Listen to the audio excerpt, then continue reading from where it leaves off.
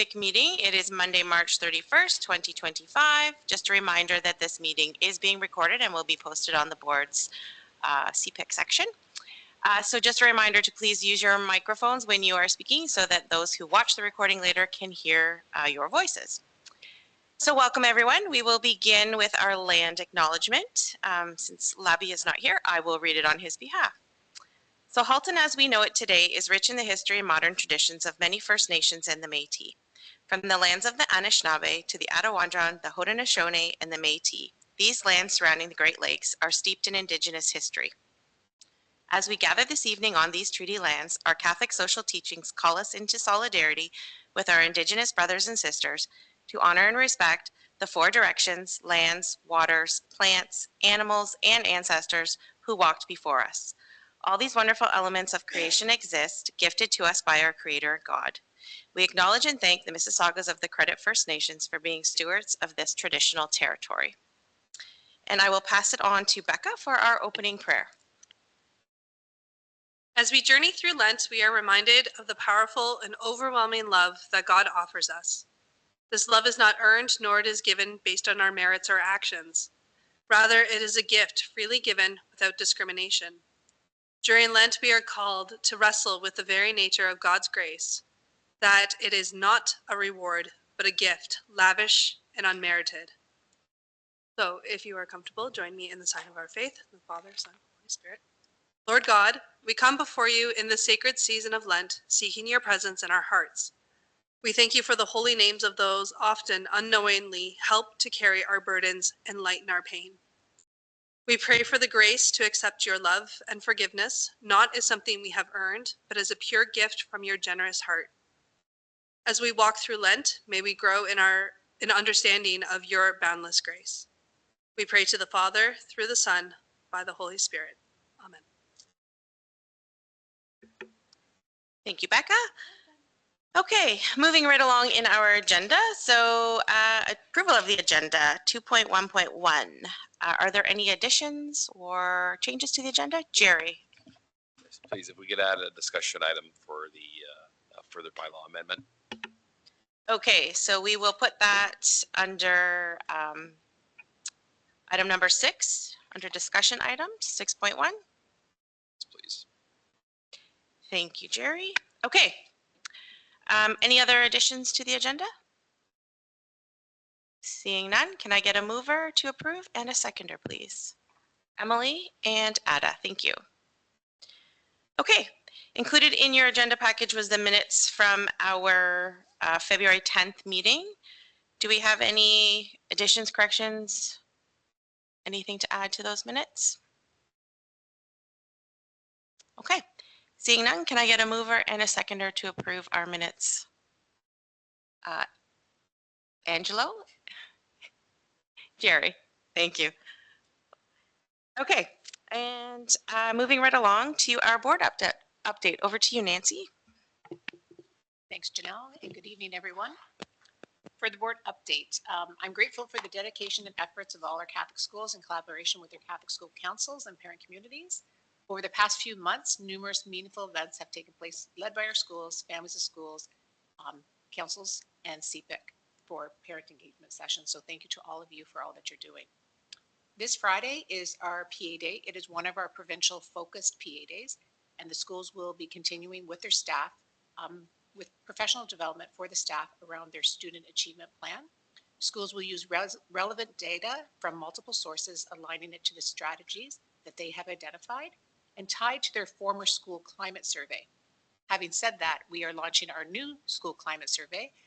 That communication will be going out to parents, and our staff will participate in that survey on Friday. Enrollment and staffing updates as we begin to look to next year for September 2025. At this time, we traditionally see a decrease in our elementary enrollment, and we're right on track where we were last year at this time. So from kindergarten to grade 8, enrollment is down about 1,200 students. Where part of that is the number of grade 8s that are graduating out of our elementary system is about 2,500, and where we're at for what's coming in from year 1 kindergarten is about 1,300. Okay, so last year at this point we were there. We traditionally see from now until September about 600 additional students enrolled in our system. We've got some growth areas in Milton and North Oakville. So we do know that we will continue to take enrollment over the next few months. Having said that, our secondary enrollment is up considerably. So at this point, across our 10 secondary schools, we have 1,300 additional students to the system. And these students are coming to our high schools from either the Halton District School Board or from private schools. So that speaks to the academic program and the programs that we offer at our high schools is attracting students. And again, at secondary, we don't have the same requirement. In elementary, one parent must be Catholic or the child be Catholic. In secondary, it's open enrollment. Okay, so there's where it's different. So again, as for those who have known this, for elementary, that's why we will add classes up in September, because we won't add all the teachers unless we actually see everybody in those classrooms, or else we'll be overstaffed.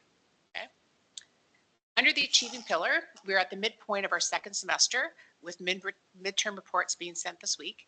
Parents will have an opportunity for parent-teacher interviews before the Easter break.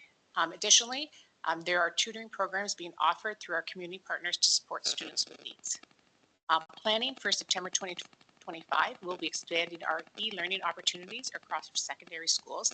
And this year we'll be offering at least 135 e-learning courses. Some grade 10 courses, a variety of grade 11 and 12. So currently this year we have about 63 e-learning courses. So we've doubled the number we will have for next year. And that's based on what the students have selected through their option sheet selection. So every course that's offered through e-learning was on the option sheet, and therefore we got a better sense of what the students wanted. And so we'll be more prepared for that many e-learning courses for next year. In elementary, our instructional focus remains on targeted support for students in reading, writing, and mathematics through direct instruction in our classrooms. Information on the summer learning programs will go out to parents in April through our Thomas Merton site. Most of the courses at the secondary level will be asynchronous, as that's what our student voice has indicated to Thomas Merton. We will have tech courses offered at specific sites, and they're working through that right now. And there will be a 3-week special education program in July. We had the High Skills Trade Fair, which was well attended by students and families. Representatives from local trades and colleges provided valuable information for students and parents with strong participation for our grades 6 to 8 students and families. There have been the start of several STEAM events over the last week and coming up. This week in particular, we have robotics regional championship happening in Toronto, and we have teams from Holy Trinity, Loyola, and Bishop Reddy competing for this regional championship. Their engagement, collaboration, problem solving is amazing to see. If you have an opportunity to get out to see them, it's a great event. Okay. We also have everything else that's happening in our schools. Participation in arts and sports programs continue, and all of this contributes to our students' overall academic success in our schools. Under the Believing pillar, schools continue their Lenten outreach programs through Holy Week, with all schools hosting either a liturgy or a mass. Some schools will also present a passion play or Stations of the Cross. Catholic Education Week, May 5th to 9th, will follow the theme Pilgrims of Hope during the Jubilee Year of Hope. Local parishes are promoting this within their school communities, and schools are having various activities for parents to come into the schools. Our pilgrimage cross will return to St. Andrew's Parish in Oakville with a special liturgy for students from St. Luke, St. Vincent, and St. Thomas Aquinas. And that liturgy will be live streamed so that all the schools who are able to can participate in that. For those of you who may not be familiar with St. Andrew's Parish, it always live streams their 9:30 Mass, which is their children's Mass on Sunday morning, but that recording stays up all week. So it's always a beautiful Mass, and if you don't have an opportunity to go to church, you can always go back to that recording. And so they're going to live stream the liturgy that we're doing during Catholic Education Week. The annual Journey with Jesus will take place on May 8th, with each school community participating in their unique way, led by their faith animator or the chaplain at the school. All of grade 7 students have received the sacrament of confirmation, with our grade 2 students beginning their first reconciliation and communion after the Easter weekend. Okay, some parishes will hold their class ceremonies together with their weekend masses, and for the larger churches, they'll do it at a separate time just for the schools. And in May, all our parishes will coordinate with the schools the liturgy schedule, the masses, and the sacraments for the 25-26 school year. Under the belonging pillar, before March break, we hosted our Black Student Symposium at St. Francis Xavier with over 250 students participating. And I know Janelle was on that committee. It was a great event for those who were able to attend. There is the Black Parent Symposium that had to be rescheduled, and that will be on April 10th at St. Francis Xavier. Our school climate survey developed by our research team in alignment with the Ministry of Education guidelines and Halton Catholic, so what's relevant for Halton Catholic, will be distributed to students, parents, and staff over the next 2 weeks.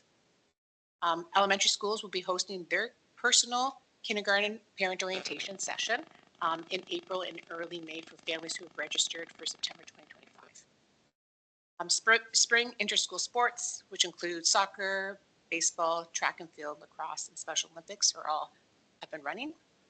And we have various arts festivals, including music and drama performances, which will be happening over the next coming months. Under the Becoming pillar, the Anti-Black Racism Strategy Steering Committee recently held its second meeting, and CPIC representative on that committee is Janelle.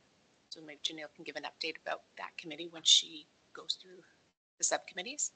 The Halton Hills Boundary Review has narrowed down 2 options that will be going out for stakeholder feedback. And then we have Milton number 11 Boundary Review is underway for the new school that will be opening in September 2026.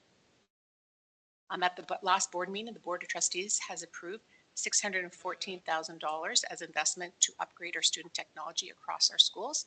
And so our IT department is working with all the schools to understand the needs and how we're going to distribute that money evenly and fairly based on needs of schools. Planning and staffing for September 2025 is well underway. French as a second language and technology teachers remain in high demand, and our recruitment efforts have already begun. So this update reflects our ongoing commitment to foster student achievement, faith-based education, and community engagement. Do you have any questions? Go ahead, Trustee Saunders. Well, sorry, can you just, I wasn't sure at the beginning, you said that we're down 1,200 students. Is that we anticipate being down 1,200, or are we down 1,200 students now? We are down 1,200 students, and what I shared with Trustee Saunders is last year at this time we were down that same amount because we have 2,500 grade 8s graduating out, but right now we've only taken in about 1,300 year 1 kindergarten. So that's But the grade 8s are still here, though. No, it's for next year. So we have 2,500 going out, but only 1,200 coming in. So that's the gap. Yeah, well, we're not missing 1,200 students. Like we didn't show up, and 1,200 students are missing now, right? No, this is for September 2020. Yeah, okay. I just Yeah, wasn't sure. Yeah, yeah. because if that would be a problem if that had happened. Yeah, so, yeah. Okay, thank you. Thanks for Okay. clarification. For the Georgetown and Boundary Review, do they have a date for when those 2 options are going to come public and for us to look at again and all that? Director Klein, you were at that last meeting. Do we have a date yet? And I apologize if I don't. That's okay. Rebecca, we'll get No, it back just to you. wondering. Yeah, I could check my records here, but I think we're looking at late May. Late May? But it Cool, goes cool. back to trustees, and now that we've, in terms of our meetings. Okay, sounds good. We don't have as many, but it'll come. Awesome. Thank you. Go ahead, Barb. In terms of the school climate survey, so the staff are getting it on the PD day coming up April 4th. Then there was the email that the kids are doing it at some point, grades 4 to 8. Was there a date specific for that? It's not a specific date. It's wherever the school, the classroom teacher will do it. Also, Okay. is it a paper survey online? It's online. It's all electronic. And then the parents, are we getting a school climate survey as well? Yes, you are. Any date on that? Within the next 2 weeks. 2 weeks. So I think the staff was going to go up first this week, and then the parents will get. And space. then in terms of the special education 3 weeks in July, is that high school only? No, it's elementary. It's a high needs special education program. And then will there be more info sent out to all? Jerry, did you have a question? It's my turn. The technology budget. I'm sorry, how much did you say it was? 614,000. 614,000. Okay. Is that typical year over year? Is that up, down? Is that periodic or? It's not. It's based on need because we're at that point where so much technology came into the system, especially during COVID. But there's only a lifespan, right, of the technology. So there's a need, and so that was ask. So that was presented to the Board of Trustees. Okay, so it's on a as-needs basis, so it's not an annual budget line No, it's not an annual budget. to refresh technology. Okay. There's Okay. always money for technology, Jerry, but this year in particular, it's a need because there's so much. And then because of the upgrade to Microsoft 11, so a lot of our devices can't actually run it properly. So that's what the greatest need is. Right. Okay. So what's the process? I mean, just at a high level, how to decide how to allocate that? So the schools have known about this. And so at the secondary level, they have, and they've been coming up with their own plan because they have budget for it as well.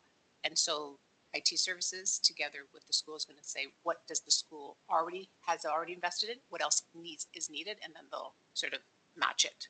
Not dollar for dollar, but so if the school already said, I already bought 60, okay, maybe your school is going to get 30 then because you already bought 60 because we have only so much money, right? Right. What are we talking about? Like Chromebooks, that kind of thing, or is it? Chromebooks, it and could be there's, anything? so for the kindergarten program, the iPads, so they are no Right. longer, like, their life shelf is done now, right? So they need to be upgraded. So for elementary, it's more on the iPads. For secondary, it's more on the Chrome. Okay. And some Smart boards, that kind of thing. Smart boards, I think those things are done at the school level.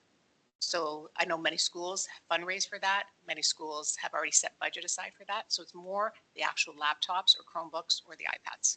Okay. All right. So basically, the individual schools need to put forward their business case for X, whatever they believe they need. Goes through the local SO, or how's that? It goes through, well, they can go through their SO, but it's together with IT services based on what IT services, because every piece of equipment is cataloged, right? So everybody knows, the IT knows what the schools have. And then the schools have made their plan, and then they're going to go to IT services and share their plan. I know this because Holy Trinity has already done theirs. So they've already ordered this, but they still need this. So IT is going to give them to them. Okay. And this is all technology that is geared for our students. Student use. Like, so not for administrators or teachers, or Student use. not like laptops for admin, that kind of thing. It's strictly for student use. Okay. Thank you. Trustee Saunders? Sorry, Superintendent, I'm just wondering if you were able to speak to the overwhelming success of the kindergarten night we attended last week. Are you able to give us some idea of, I think it must have been 2 or 3 times bigger than we've ever had before. So I just wanted to know if you could speak to that. Sure. So that session is called the Ready, Set, Go session. And what it's for is for families whose children may have not participated in some sort of a preschool program. Okay, so it's done by the region in collaboration with our Halton Catholic staff, which was Antoinette Holmes, who's our senior manager of our designated early childhood educators, and our consultant, Jacqueline Priest-Brown. So that session was to prepare parents for coming to school. For many of those parents, they may not have already registered in our system, so it was an opportunity for them to come and hear about Halton Catholic. It was at St. Matthew's School in Oakville, but there was 3 sessions. One was in North Halton, one was in Burlington, and one was in Oakville. Oakville's was rescheduled. So what we had there, and that's why the turnout was so great, was because parents who didn't get to the Milton one or the Burlington one came to that location. We had over 250 parents there that night, but it was their first opportunity to hear about how did they get their children ready for coming to school for kindergarten. Okay, so Ready, Set, Go is something we've done for years in Halton Catholic, but it's done by the region, and then we tag along with it so that they get that sense. Now it's happening come April. So we did open houses to attract people to Halton Catholic. Now we had Ready, Set, Go for those who didn't come to that and haven't registered. And now those who've registered, each of the schools is going to do a parent orientation session between April and May, each school. Any other questions for Nancy? No? Thank you, Nancy. Okay, moving right along. 4.1, Trustee Duart, you have the floor. Thank you, Madam Chair. Good evening, everyone. Since the last CPIC meeting, we have had one board meeting on March 18th. At that meeting, we had a senior staff update on the graduation coach for Black students in the upcoming symposium. Our graduation coach has done a really great job with the students in St. FX, St. Kateri. And we look forward to the very successful Black Excellence Parents and Caregiver Symposium on April 10th. So that's coming up. I've heard a lot about it and look forward to the success. There was an action item to approve unallocated reserves, and so trustees have voted to allocate 100,000 for security updates and 614,000 towards technology, which Superintendent Dinalpa talked about. There was also an action item to request board staff to prepare a report disclosing all current or anticipated fees charged to students from junior kindergarten to grade 12 and identify these new fees within the last 2 academic years. This item did not pass at the board meeting. There were 2 staff reports which were presented. One was the 2025-26 International Student Program recruitment trip overseas, as well as the Halton Student Transportation Services annual home to school transportation review was presented at that meeting. In other items, trustees have attended a professional development information session presented by staff for the upcoming budget session. As you know, the funding will come out sometime in May, June. So in preparation for that, trustees used in a survey which went out to all parents, as well as trustees are preparing with professional development. And that's my short report. Happy to take questions. Any questions for Trustee Duarte? Okay, thank you. Okay, moving right along. Agenda item 5 is our standing items. So 5.1 is our OAPSI update. Denise is not with us this evening, but she did send along her update. So I'll just let you know she has 2 items. The first is the OAPSI conference has been scheduled. It is May 24th. It will be at St. Michael's Catholic High School in Niagara Falls in partnership with Niagara Catholic District School Board. They have 2 speakers planned, Teresa Harnett and Anthony Parada. Parents can register on the OAPSI website under the conference tab, so that's open and live. And the second thing is the next Halton OAPSI reps meeting is going to be held on Wednesday, April 23rd. It will be virtual, and parents and OAPSI reps can register under the OAPSI tab that is listed on the website. So that's it for Denise. Those are her updates. So we will move right along to item 5.2, which is our CPIC subcommittees. So the first one is bylaws. Who is giving us the update? I can take care of that. So since we last met, we had a follow-up meeting with the bylaw subcommittee, and a few things came out of that. One, which we'll see in the discussion item as raised earlier, just to further clarify the election process, given the changes to the membership structure. So we'll tackle that in the discussion items. The second piece that came out of it was, just as we were talking about bylaws in general, the topic of school council bylaws came up as well. So we are going to take a crack at formulating a template of sorts that can be followed for school councils across the board. The aim being to achieve some uniformity. We're not saying it has to be, ironclad written one way in every school, but at least some level of consistency across the board is kind of the goal. So we'll come back with recommendations on that at a future meeting. Actually just a question, Nancy, from our last meeting here, takeaway on getting more specific feedback from the board's lawyer. Anything on that? I haven't got that, but I will, Jerry. Okay. Thanks. Yeah, sorry, I meant to ask you before, no but worries. since we're here. Okay. All right, so more to follow then on further bylaw updates. Perfect. Thank you, Jerry. Okay, Parent and Community Engagement Committee.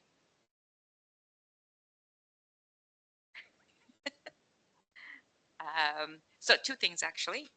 One, we had a great session. I'll get to in a second, but we are doing a second pathway session still virtually. Are we still planning that? I want to just confirm if we had a date for that. We don't have a date for that. They're available to do it, but I met one thing to share with you. We've booked the vaping session. Remember we wanted to do the vaping session? So that's happening in April. I'm concerned where else we're going to fit this in. Okay, so we can talk about it. You finish and then we can talk that out. Okay. Okay. So yeah, some pictures up there. We had a great session at St. Kateri for the human trafficking session. It was Savis of Halton and One Child. And it was great because the information was similar, but they were completely two different organizations. Savis was very community-based and local in terms of what their conversations were about, had victim impact statements, they had a survivor panel, and One Child was more of a global perspective in terms of what's happening around the world and how we can change it. Both of them had two very important pieces that I think were good takeaways for the board. And recommendations that we had made to Superintendent Cordero, which was the children's advocacy. I think in the past, it was the parents that were advocating for the kids. Now it's a matter of teaching the children to advocate for themselves. So that's a very important lesson, I think, that we can incorporate moving forward in terms of some of these sessions, if we want to. So great sessions. I forgot, what would you say the number was, like 250, 300? 350. Yeah, 350. It was a little long, but that was on me because I tried to jam as much as we could into those 2 hours. I think next time on a Wednesday evening, maybe we'd do it maybe an hour and a half at probably the most. But it was very hard to get Cheryl Pereira, she's the Nobel Peace Prize candidate, to speak. So we were going to get her in to speak no matter what we did, and that was great that she was able to do that. So, and so here's some pictures, and overwhelming. I think we got some feedback from parents right after the session, which was great. They were very happy that we were doing it. It was great that Halton Catholic really put this forward. Kudos to Nancy, to Andrea, to Nikki, to Superintendent Cordero, because they really, really helped us put this in place in terms of getting everything organized. And we did donate to each of those organizations and the survivors as well. So that was that was a big piece. There was so much food left over. So that's another takeaway. It was honestly a great session. That I think we had a lot of learnings from it as well. So overall, I think the feedback was good for that. So thank you for everybody that helped us put that together. And thank you to you, Jackie, and your committee for all of the back sort of behind the scenes work that went into organizing that, along with the Safe Schools Committee. So it was phenomenal. Great presentation, great speakers. Yeah, it was a great turnout. So thank you for all your hard work. Nancy? And Jackie, thank you, because it was your vision that got it all going. And you had picked a different presenter, and then it had to align with who we are in partnership with Halton Catholic. So you pivoted and you changed it, and then you went with it. And I know you gave a lot of your personal time to make it go, and you were so professional in your communication to all of us. So thank you for that. When these events happen, it is a ton of work. For CPIC members, this is the role of CPIC, is the parent engagement sessions, the topics that the parents are seeking parent engagement about. So how do we know more information about it? So Jackie, you honed into something that was important. And I do think that topic should be a topic that we bring back next year, because as the children get older, so the younger parents may not know about it, then they find out about it, because there were younger families that have younger children who attended because they're hearing about it. And I think what we learned in that is informing parents and educating parents about this is a huge crisis in Halton and how do we get ahead of it for our kids. So kudos to you for doing that, and hopefully you'll do it again for us next year. Not likely, however. I will put together a procedure manual on how we can organize these in the future. I promise you that piece. And in terms of the food, and just so you know, because there is funding that we get when we do these events from the government, which is for hospitality. Having said that, the food, if for any CPIC event that we have done, actually the most food was consumed that night, because people were going back and forth, so that it was the right type of food and the right way people could grab it. So, and then it went back to the school, so then the school was able to use it the next day, next few days. Okay, so nothing was wasted, but know that that's why we have budget for that. And you never know how much you're gonna need, right? So you don't want to might have people and then there's nothing there for them, so it's always going to have a little bit more than we need. Thanks, Jackie. And just a note, not to take away from the presentation, but just in general, we need to make sure that when we host these CPIC events, they are events hosted by us. So we need to make sure that we have CPIC representation. Yes, it's the subcommittee, this particular subcommittee that ran with this event. But as members of CPIC, we also need to make sure that we have enough bodies there to help support an event like that. So we just need to keep that in mind moving forward. The expectation is not that everyone has to attend everything, but it's important that we sort of do the checks to make sure that we have enough bodies attending each event. Before we go to the other subcommittees, so Patrick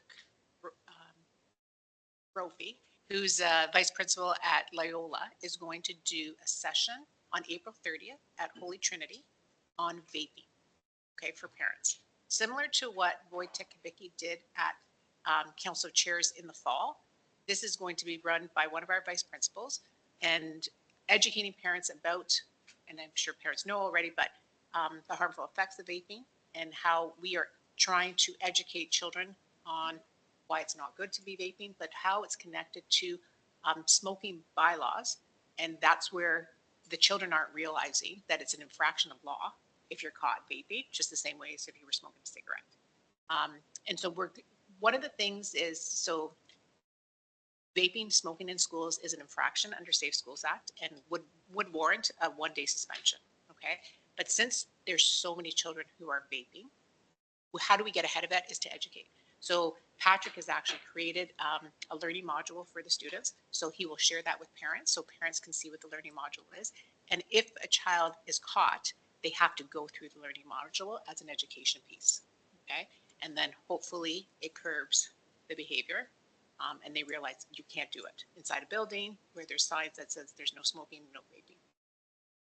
He's very passionate about it. He created the module himself and he's happy to share it with parents. So we'll do that and we'll be advertised starting next week and it'll be at Holy Trinity. So we'll use the auditorium for that. Is that a session for the parents and the children? They can come, parents and children. Okay. Yeah. And so there's why the Pathways one was put on hold, because the Pathways presenters couldn't do it before March break, but now we just did the anti-sex trafficking. We're just not sure where we add another one in, because as you get into May, everybody's doing everything else at that point. And you have Catholic Education Week and the events of that. So are we okay to hold on the Pathways to the fall? That was my next question, is are we okay with that? I would say yes. I think we're overloading the parents. And I think it's only fair.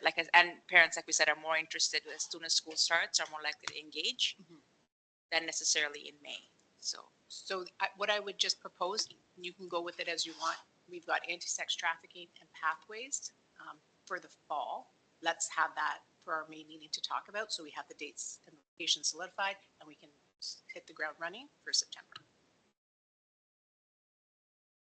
Perfect. Thanks, Nancy. Okay, moving on to School Council Support Committee. That is myself, Emily, and Angelo. So we have a Let's Connect happening next Thursday, April 10th. Communication went out to all Catholic School Council chairs and co-chairs via Andrea today. Connecting with Becca to put it up on socials, as well as we will tap all of our CPIC members to put it in their Family of Schools chats as a reminder as well. And there will be a reminder email going out. So that's virtual, 7:30, April 10th. And I think that's it for us. Anything else, Angelo or Emily? Okay. Yes, Jackie? Sure. So sorry. The volunteer awards are coming up. So I think, is it tomorrow? And yeah, it's tomorrow. That we're going to get all of them. And then our subcommittee is going to dwindle them down to, I want to say, top 5. I keep looking at Andrew. Each family of schools, yeah. So we're going to, and then we will send them out. I think we send them out for everybody to vote, right? Andrew, I'm drawing a blank on pretty much everything except for the sex trafficking. So sorry. So So just for clarification, we've already put out the call? Okay, perfect. Okay. So we haven't actually received them yet. And Okay, then perfect. When we receive them, we'll come back to selection. Excellent. Thank you, Jackie. Okay, so that is it for standing committees for CPIC. Oh, sorry, I missed social media. Go ahead, Becca. Lauren's not here. I get to talk. Don't tell her I said that. Okay. So the post, the Let's Connect post is already ready to go, thanks to Lauren. So I just gotta hit go tonight. I have noticed an uptick in our followers on Instagram. Facebook kind of falls on its face, but Instagram is exploding, which is fantastic. And I already told Janelle, no, Jackie, sorry, to send pictures when events happen so that I can make, hey, look what we're doing kind of things. There is something else in my head. There was something else in my head. Oh, do I need to make a call, like a Instagram call out for nominations for volunteer awards? Yeah? Yes? Okay, good. Thank you. Okay, then I can do that. And yeah, anything that's like you want to make sure CPIC is sharing out, then send me a WhatsApp kind of, please. Okay. That way I can make sure it's getting out. Cause like I said, we have an uptick in followers. A lot of schools are following us now. A lot of, a couple more parents, that sort of thing, but lots of, we're starting to see an uptick in non-followers are seeing our stuff, which is what we want. So cool. Fabulous. On that note, what can be included? So when was it last week or the week before, we had the candidates who wanted to go forward as a nominee for the 5 positions that are up for election for next year. And so when that call out went, and we have one of the representatives here tonight, so welcome, 81 people signed up. One of the things that we've changed in the CPIC bylaws, that one of the requirements to be a candidate, you have to attend the mandatory training session so you understand what you're signing up for that. So 81 people signed up. On the night of the event, only 24 showed up. And it's not only 24, is still a good number for 5 positions. So we do have representation from the 3 areas, good representation. But then one of the things they had to do as they were leaving that meeting was declare that they were going forward as a candidate. And then they'll complete their bios, and their bios, I think, are due to us April 7th. by Monday, okay? Once the bios come in, then the bios will go to the Catholic school councils, and then they'll vote. So again, that's something that we would probably want to have on social media so that they do that. So no. So bios are the bios are, but that's coming from my offices. Once the bios go to the Catholic school councils, that's where you want to communicate that on Instagram. Okay, that they're there. So we have 24 candidates, 21 from that meeting, but we have our 3 CPIC candidates who are running again, Jackie and Joel. So there's 24 candidates for those positions. Any questions with that? That was a great meeting. Janelle and Barb were the CPIC representatives at that meeting, and it was informative. They had good questions, and I think it was informing them about what CPIC does and what their role they're signing up for. Okay. Thank you, Becca and Nancy. Okay, moving right along. 5.3 on our agenda is CPIC representation on board committees. So first up is Anti-Black Racism Steering Committee. Janelle. Okay, good evening, everyone. I'm going to present a brief update on the Anti-Black Racism Steering Committee. The last meeting was held on March 4th at Loyola. The meetings opened up with prayer, dinner, a land acknowledgement, and the ancestral land acknowledgement. We welcome new members, including educators and equity-focused staff, and folks shared why, like, their purpose behind the work and why they were there. One key discussion was that whether to rename the committee or not. There's a lot of discussions around that.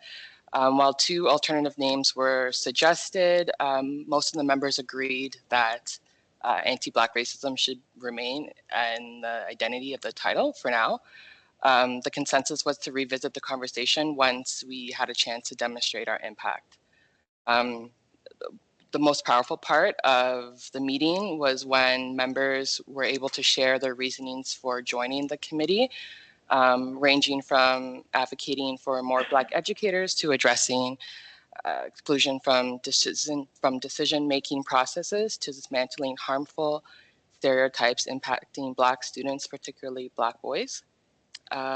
We also emphasized the importance of hearing everyone's stories and purpose, holding either an additional meeting in April or extending the meeting in May for 2 hours to ensure every voice is heard, because the 2-hour slot just tends to be isn't enough. So the survey went out to determine the preferred option. And yeah, so that's my update for the Anti-Black Racism Committee. Thank you, Janelle. Okay, moving on. Bullying prevention and intervention. Emily, no. That is, sorry, Labby and Lauren, who are both absent tonight. I don't believe Lauren sent me anything. So I will touch base with both of them. If there's anything that's pertinent, we will make sure that it gets included in the minutes. Okay, focus on faith. Emily, you attended the last meeting on behalf of us. Do you have an update for us regarding that committee? Don't really have a written update because I forgot about that. We met last month. There was good discussions. We talked about the journey with Jesus, cross pilgrimage. I may have to swing back to me next month for an actual update because I don't have any notes on it here. So, but it's a good meeting. Lots of good conversations. Thank you, Emily. Journeying with Jesus, Jerry or Barb? Good evening. So I did attend meeting number 3. It was on March 4th. Superintendent Denoffel did a good sort of summary of the updates that happened on that date. The only addition that I have is at that time they were planning the coordination between the high school students and perhaps the graduating students and connecting them with their elementary schools. So I'm not sure what the final decision of what the exact plan there is. On March 20th, the board memo went out regarding the contest for students related to Catholic Education Week. So the Catholic Education Week Creative Contest. And in keeping with the theme, Pilgrims of Hope, students are invited to submit entries expressing in their own creativity how the following quote is reflected in ways we live out our faith, support one another, and bring hope to the world around us. And the quote is, "We must fan the flame of hope that has been given to us." And so that contest for everyone to share with their children is open for entries from Thursday, March 20th until Thursday, April 17th. And so as a CPIC rep alongside Jerry, I was also invited to vote on those submissions. And that's all I've got for you today. Perfect. Thanks, Barb. Okay, and not lastly, mental health. Emily or Ada?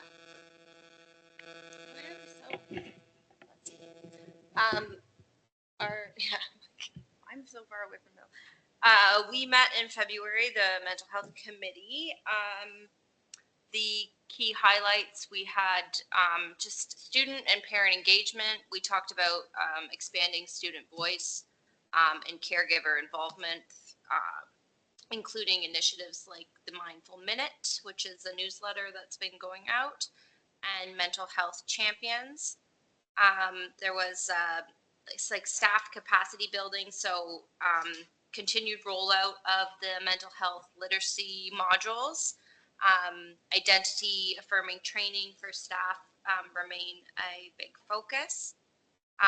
Collaboration with community partners. There's just ongoing work to strengthen those relationships through and our multi-tiered system of care with our community partners.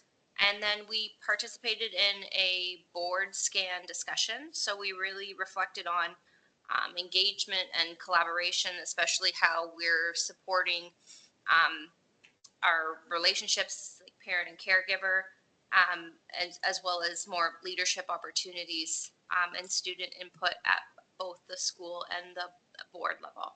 And our next meeting is May 15th. Perfect. Thank you, Emily. Okay, so item 6 is discussion items. So we added the bylaw discussion here. So Jerry, I will let you introduce this to us. Great, thanks, Janelle. So yes, everyone will recall from the last meeting that we needed to rephrase our bylaws as previously written or as previously amended to accommodate the change in structure of our membership. And again, to remind you, we've basically eliminated the at-large position. However, we're allowing for the possibility of at-large members to exist in the event that any given part of the region is not represented. Excuse me. So in that event, so you'll see there the first part that shows how it's currently written. And the part that was causing confusion was the part where it reads based on highest percentage of vote received by region. The idea there was to try and determine who the at-large representatives could be based on highest percentage of votes, and it was just a little too convoluted and confusing. So we opted for a simpler approach. And so if you'll see there in the part below, parent member positions, and then so as amended, it would read, in the event there are no eligible parent nominees for a given area of the region, those positions will be filled with at-large representatives from other areas based on a school council revote. So we came to the conclusion that the simplest and fairest way would be to go back to the councils, because we did in the first go around, we're not asking them to vote for an at-large representative. We're just asking them to vote for their local representatives. So it was decided that a revote to cast their votes for the now potential at-large position. And so to determine who the eligible candidates would be, it would go to those nominees that received the next highest number of votes from within their part of the region. So, for example, say it was say it was an Oakville seat that was vacant and needed to be filled with an at-large representative. We would look at the next highest vote getters in Oakville, Burlington, Milton, and Halton Hills, and they would then be the candidates to then be voted on for the at-large position. Those nominees, and now if there were ties, the tied candidates would go as well as potential nominees. Okay, so you're talking about a handful of candidates that would then be put back to all the Catholic school councils across the board. This is no longer a region by region decision. It's for all to decide who that at-large person will be. So those bios are recirculated and then asked for one vote from your school council to decide then who would fill that at-large position. Hopefully that all makes sense. I think we understand how it should work, and the chairs certainly do.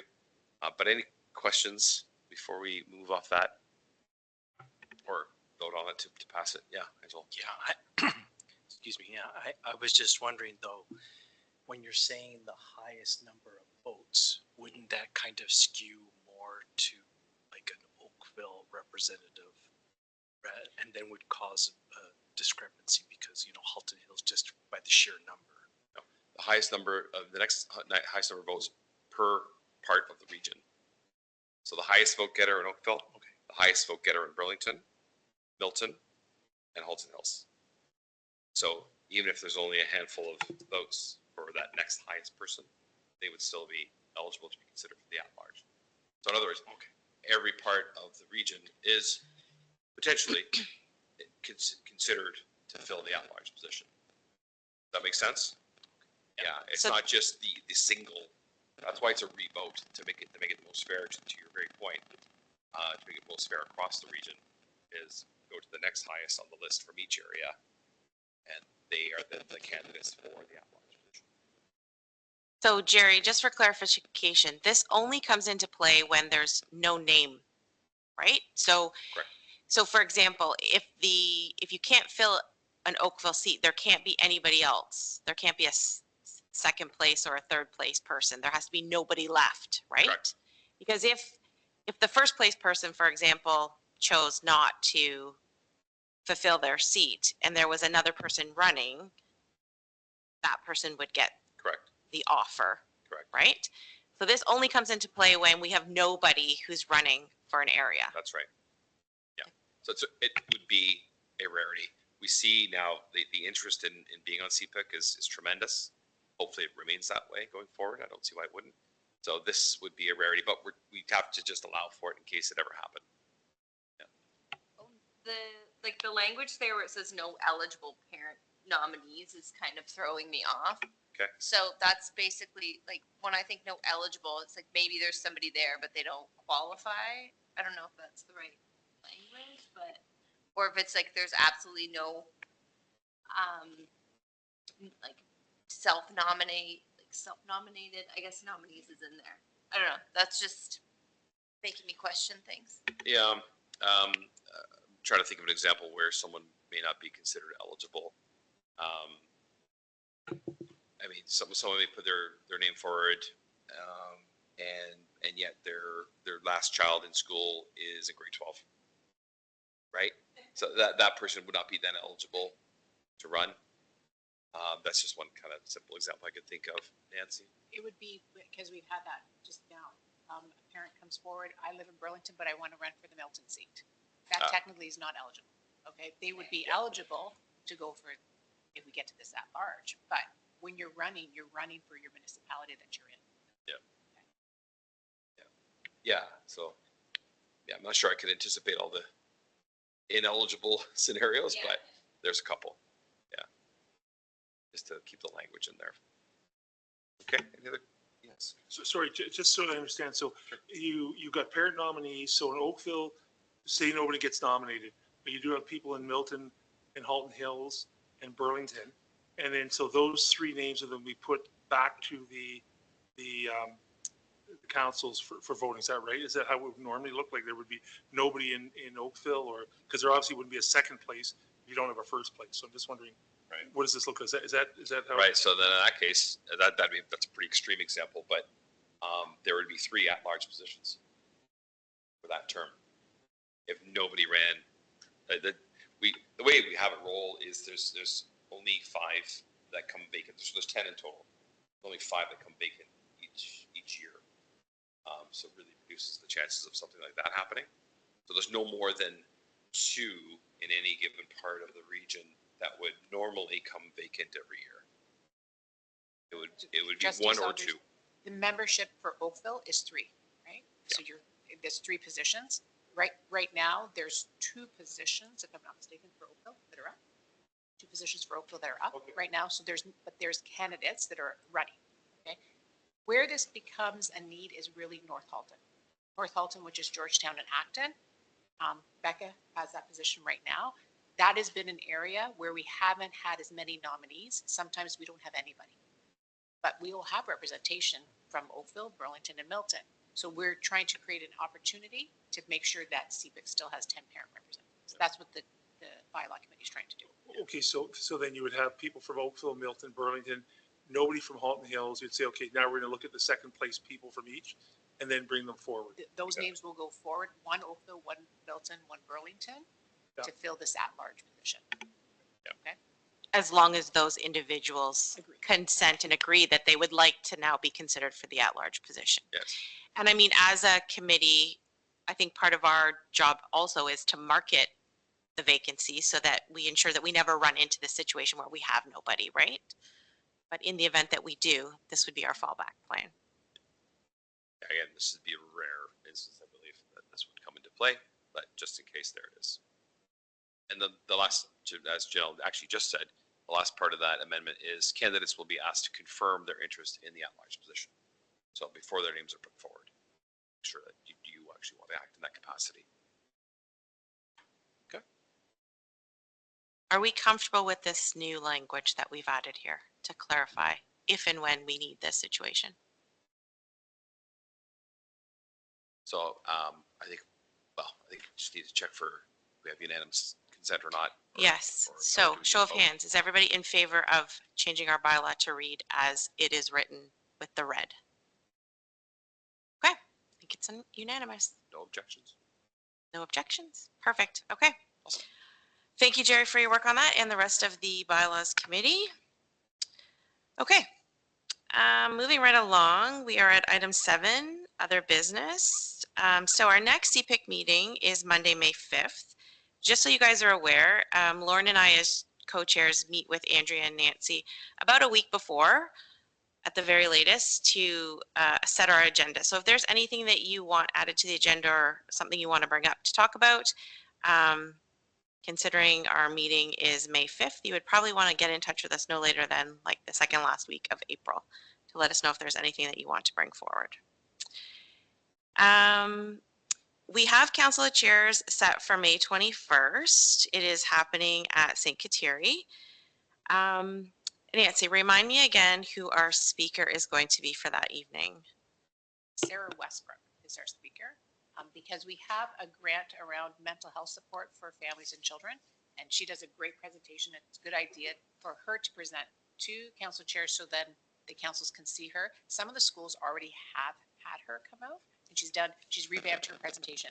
For those of you, like during COVID, she was one of our guest speakers we used during that time. But I know she's around some of the schools and doing a great job. We heard great feedback about her. So she will do a presentation that night. And then the councils will have that information to kick off what they're doing in the fall. So with our guest speaker, plus we will be acknowledging our volunteer award winners at that Council of Chairs. Plus we'll be introducing the new folks who are onboarding with us for CPIC come September. So I'm pretty sure that pretty much fills our agenda for Council of Chairs. So I don't think there's really much to plan around that, right? We're good? We are set. Okay. Any other questions, concerns, things you guys want to talk about before we adjourn? Everyone's good? Okay. I will ask Ada to lead us in closing prayer, please. All right, we'll start with the sign of the cross in the name of the Father, and the Son, and the Holy Spirit. Amen. Lord, we thank you, Lord, for the ideas that we shared today and the courage of each voice. Bless our hearts and minds to know that we've acted in your will. As we leave today, may your passion inspire us, guiding our efforts and strengthening our purpose.